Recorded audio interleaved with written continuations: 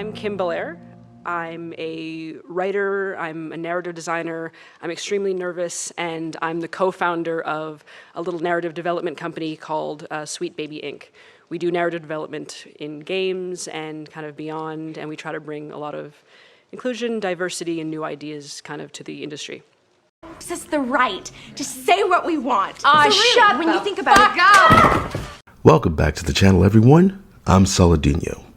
Okay, so this is that infamous GDC talk Kim Belair gave back in 2019. If you're a creative working in AAA, which I did for many, many years, put this stuff up to your higher-ups, and if they don't see the value in what you're asking for when you ask for consultants, when you ask for research, go have a coffee with your marketing team and just terrify them with the possibility of what's going to happen if they don't give you what you want. Infamous in hindsight, anyway. I don't know if anybody batted an eye when the talk first came out. I don't even know how many gamers actually pay attention to GDC normally. I know this year, the one thing I paid attention to, and a lot of people were talking about, was the GD Scream, where all the idiot devs went out to some park somewhere across the street and started hooping and hollering and screaming and squealing like pigs, you know, children of the corn.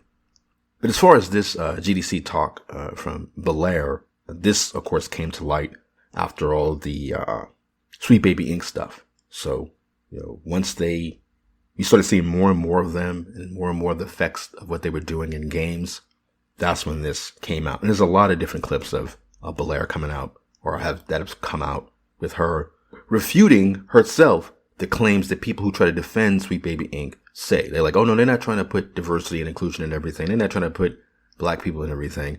But she herself, in all the clips, in all the talk she gives, is constantly talking about how she's trying to force black people into everything. So just as a kind of fun fact, last year was actually my first GDC, and I first pitched this talk as part of the program Amplifying New Voices, if anyone has heard of it. Yes. That's probably someone who works for Sweet Baby Inc. I wouldn't put it past them. I've watched this entire talk, and as far as what it means for Sweet Baby Inc.'s involvement in games, it sucks. But the thing is, it's well presented in this really corny but fake charming way. You know, like how award shows, when they were good, and they didn't have all this DEI stuff in it, but when they were good, they were cringy, but they were still fun, and they still had a good way of presenting it. Like how she does this thing where it's like, oh, I'm really nervous, and somebody goes, woo! And you could see that Belair has experience in marketing. Apparently, she actually has a degree in marketing. So all this is presented well. The problem is with what she's presenting and how it affects video games. This talk is called Now You See Me, Representation as Innovation. But representation is not innovation. Belair has turned a feminist talking point into a marketing buzzword. And it's really clever to use the word innovation in a room full of tech heads and artists who are in game development. Obviously, it appeals to them because it sounds like they're making an impact by innovating, innovation. But like a lot of us say when we talk about these cancel pigs who force their way into geek hobbies, the thing is they're offering a solution to a problem that does not exist. Nobody who comes to this stuff comes to it to see themselves or to be seen. For a little bit of background on me, I've been a professional writer for about 12 years, but I've always written stuff. I think that's always the way. But when I was a kid, and I want to start at the beginning here because I think that it's important to kind of give context to the way I learned about representation as a woman of color, and I think the way that a lot of marginalized people kind of get socialized when it comes to topics like this. The way Belair frames this as being about representation and learning about representation is weird. She's about to talk about writing stories and drawing as a little kid. I wrote about myself a lot, and I would put myself into a lot of art, into a lot of narratives, and I put my family and people who look like me in all of these cool scenarios, and I was telling all these stories where I got to see myself, I got to see people who look like me, and kind of a rainbow of people who were kind of adjacent to me in a lot of ways. And I think it was really neat, and I was really fostered in that. So when She wasn't fostered in writing or drawing about representation. You see how Weasley this is? There's no way anyone's going to tell a little girl who's just writing and drawing what she knows or imagines that she's doing a great job at representation. They're just encouraging her creativity. They're not looking at her work and going, wow, it's so great that you're not writing about or drawing gruff white men. Keep doing that. Keep showing us that representation is joy. Nobody's doing that. You're not going, smash the patriarchy. She's literally just doing what a kid naturally does, especially as a girl, putting herself into these stories, putting the people she knows in these stories. It reminds me of the Lego research where they learned that when a boy plays with a Batman action figure, he becomes Batman. And when a girl gets a Barbie, Barbie becomes her. Of course, she's just going to put herself in a story and in her drawings and stuff. I think boys typically start writing based on comics or books or movies or TV shows that they like. So out the gate, they're writing about made-up superheroes or action heroes or their own Spider-Man comics. It's not necessarily about representation and seeing themselves. It's about situations they put themselves in, but they're using avatars. They don't have a problem with using avatars because they can relate to the adventurous spirit. So when I hit elementary school, I think that I was free to tell those stories because a lot of the stories that you hear in elementary school are about we should be friends with everyone, we should be inclusive, we should preach equality and build communities. And I think this was really, really wonderful. But then I got to high school. Okay, so this is the problem with this. How she conflates her personal creative work with being taught in elementary school about inclusion and equality and building communities. The problem is, what does that have to do with writing and drawing and having the freedom to write about yourself and people who look like you?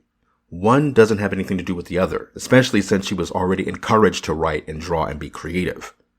Now, okay, so if she were a slave back at the 1800s, that would be one thing.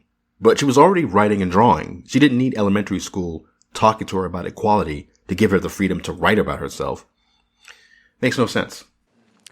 And suddenly, for the first time in my life, I got told that the stories that I was writing and the things that I was creating for and about people who resembled me weren't not real stories and they were not right stories.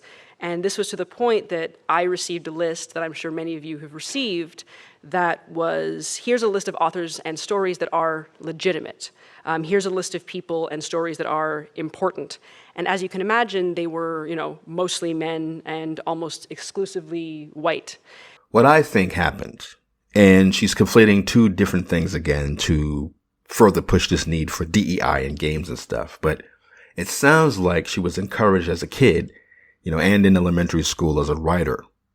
But when she got to high school, her work was judged more critically. And people weren't just patting her on the back or, on her head like she's this cute little puppy dog for being a black girl writer. So she's basically calling the high school curriculum of classic novels targeted harassment. バラとカルビしかない。そっか、バーベキューって普通は夏だから、今はマイノリティ殺し。And so were the subjects of all of these stories, with a couple exceptions of people who were there to teach lessons to the white male characters, or people who were there to express pain, or people who were there to be the target of some kind of hate or conflict. And she's talking about the magical Negro, the noble passive hero like Uncle Tom, and the white savior tropes. This isn't something that she saw in high school. This is something she learned in college. Now, look, when you're black, you'll definitely see problems with certain tropes right away. But it's one of those things where it's funny, at least, like for me and my brother. Like, you look at something like Thundercats, right? They had Panthro. And he's the black guy, even though he's like a blue panther, but he's a panther, so he's black. But also he's a mechanic, right? So stuff like that is funny, but it's not something that would make you think, well, only white people can do things. Only white people can make Thundercats or write a great novel. That doesn't really make sense. And if we ever did read, here's a book by an African-American author, here's a book by a woman, here's a book by a Japanese author, it was for a lesson that was about, this is what life is like as a woman, this is what pain and suffering is like as a black person, this is what pain and suffering is like as a Japanese person. And so through that, and kind of unconsciously, I started to learn that books by and about white men were literature. They were classics. They were important. And everything else is just special interest. They're very, very niche. And then meanwhile, there's like a young me. And all I wanted out of this whole life was to be a writer. And I wanted that so bad that I kind of said, okay, well, what do I need to be legitimate? And I just internalized everything that I had learned. So here's the big issue with what she's saying, and it's very disingenuous.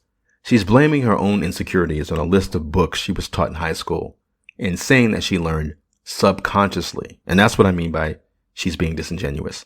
Subconsciously, she learned that only books by white men were legitimate. But this is nonsense. If she wanted to write her whole life, if that meant so much to her, then she was already a voracious reader. And as such, she would have already been familiar with a whole host of diverse writers, particularly women writers. Like, okay, so what was she doing between elementary school and high school that she didn't know anything about Toni Morrison or Ursula K. Le Guin or Betty Smith or Octavia Butler, Louisa May Alcott, Jane Austen, J.K. Rowling? I can go on and on. What had she been reading all that time that all of a sudden seeing classic novels by white authors taught her that only white men were legitimate? They don't teach you that in school. They discuss themes and plot and characters and lessons to take, etc. And my thing is, okay, like I'm a reader. I didn't need high school to tell me what to read. Whatever they brought up, I read it, and if I liked it, I'd keep reading it. I keep reading those authors. But I was always reading. I was reading comic books and fantasy novels and horror novels and sci-fi. And the more I read, the more books I learned about. And then I started reading and watching interviews with authors and reviews of books that mention other books and other authors, and you just pick it up. If you're a reader, you aren't even thinking about the race of the author. You're not ideologically put off by it. You want to read good stories. If you don't like an author, it's not because he's white. It's because you don't like his writing or maybe his views or something. She's doing this victim thing to sell her company, but people don't go to this stuff for representation. No one truly reads Pride and Prejudice and wishes the characters were all black. If anything, you might decide to write your own version of Pride and Prejudice, but people are not seriously going, I can't write novels because high school said only white men write literature.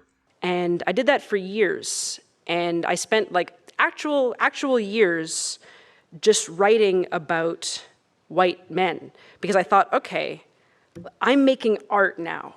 Because I can look at the stories that are being told, that are being held up as legitimate and as classic, and they look like the stories that I'm telling. And for so many years I did this that I think it was probably only in my early to mid-20s that I started to realize that I had internalized this like deeply, deeply uninteresting idea that in terms of narratives and stories, white and male are, neutral and universal.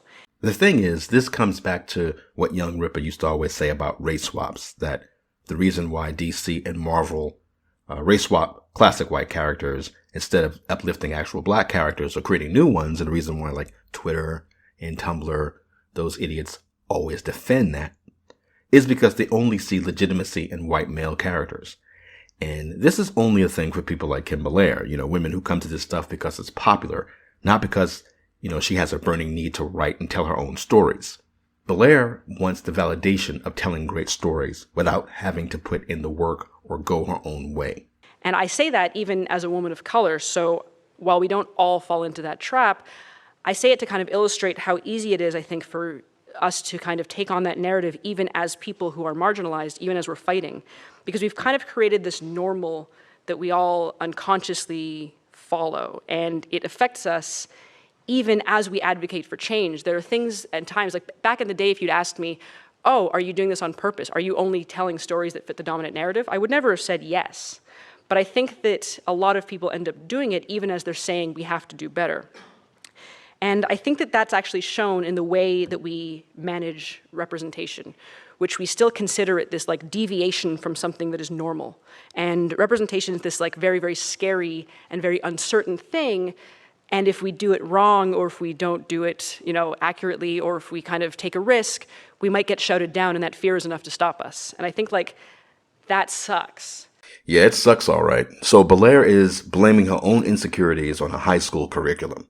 All this representation crap that they force into fantasy and escapist entertainment just comes down to sociopaths who have personal and political hangups getting mad at tropes and genres that aren't even meant for them. Like I always say, if you don't like the superhero tropes, right? The tropes in superheroes, comic books, where the man saves the damsel in distress and he looks good and the woman looks good. If you don't like stuff like that, if you don't like the fact that everyone is praising and celebrating the hero for the most part, like celebrating Superman or finding Batman cool and being impressed and awed by him, if you don't like that, then this isn't meant for you. But you coming into the space and saying, I don't like this, this is against my own deep issues that I have with the patriarchy and white privilege and all this stuff, then you don't need to be here. It's not meant for you. But changing it, that's not your right.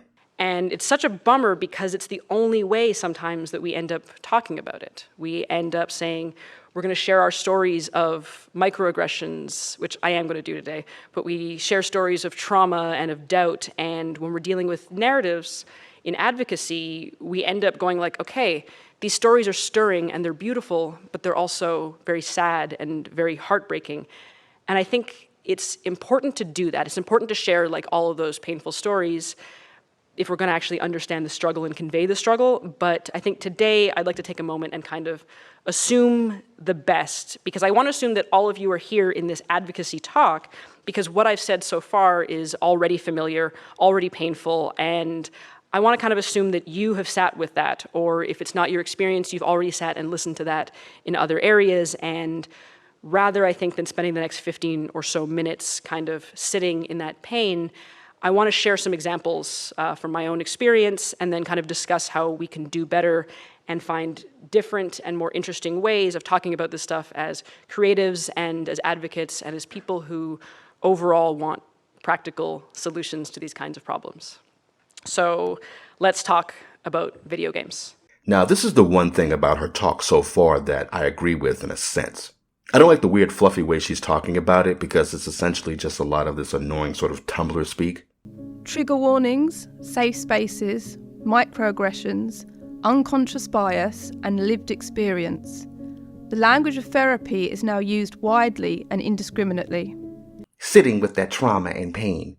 It's not that serious, but I do agree that one thing that is a problem with stories about, like, black people in particular, is how they're usually about slavery, or racism, or human spirit type stuff, which is tiresome. Black people and other non-white races are often stories about race, or used as these teachable moments, like Belair was saying earlier, when she was talking about how in high school, all the white authors, for the most part, had classic literature and stories, whereas you were reading stuff from black authors where it was about my struggles with slavery and what it's like to be Asian growing up in America, stuff like that. But the thing is, her solution isn't better. In some ways, it's worse, because while her point about representation as joy or whatever, I get it, as far as not showing black people suffering. The big problem, though, is the fact that she still sees it as representation and not storytelling. For her, even though she says Sweet Baby Inc. is a narrative consultancy group, they're not interested in telling stories and fixing narratives. They're just interested in putting black people in it. No dev studio needs them to fix their stories. Like, you come up with your own story in a Ubisoft or something. You don't need Sweet Baby Inc. But they're being told to use Sweet Baby Inc. to make sure that they don't offend journos and the 12 psychopaths on Twitter who are constantly whining and complaining about everything. The tourists who get mad at sexy women in anime, stuff like that. Belair isn't helping dev studios create games that just happen to have black people in it. She's making sure that God of War Ragnarok, a game about Norse mythology, has black people in it, and that the women aren't attractive or helpful and respectful to the men. She makes an observation about a well-worn trope in fiction about so-called marginalized people, but it's just a talking point to sell her services. It doesn't apply to what she's actually doing. She's obsessed with gender and sexuality and counting how many marginalized people are in the cast. How many women have lines in the game? How much screen time do they have in the game? The only people who care about that stuff are feminists, activists. Sweet Baby Inc. isn't providing a service that makes games better. They're making games that fit their worldview. Worldview that isn't popular with the customer base that came to this hobby to begin with. So my objection to Sweet Baby Inc. isn't because I don't want black and brown or LGBT characters in games. I always say this. We always talk about this stuff.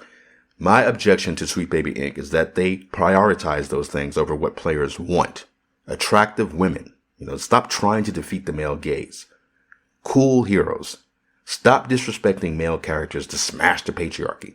I mean, I can go on and on. And what's crazy about this is only like the first 7 minutes of this talk. I think the whole talk is like almost 30 minutes, almost a half an hour.